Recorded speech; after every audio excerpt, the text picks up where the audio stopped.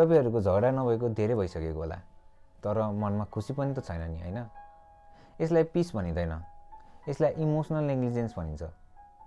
सम्बन्ध बिग्रिन जहिले पनि झगडा नै हुनुपर्छ भन्ने छैन। कहिलेकाहीँ केही नहुनु नै सबैभन्दा ठुलो समस्या भइदिन्छ। तपाईँ बोल्नुहुन्छ उताबाट हुँ र ल मात्र आउँछ भने, दुःख पर्दा पार्टनरलाई भन्दा पहिला साथीको याद आउँछ भने सम्झिनुहोस् तपाईँको सम्बन्ध बिग्रिन थालिसकेको छ।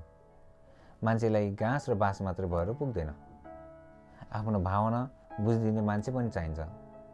यसले सम्बन्धलाई एकैचोटि तोड्दैन, तर यसले भित्रभित्रै यति धेरै दूरी बढाइदिन्छ कि एक दिन सँगै हुनुको अर्थ नै नरहन सक्छ। यदि तपाईँले मलाई अलिकति समय देऊ वा मेरो कुरा त सुन भनेर मागिरहनु परेको छ भने तपाईँ धेरै माग्ने हुनुभएको होइन, तपाईँ भावनात्मक भोको हुनुभएको हो।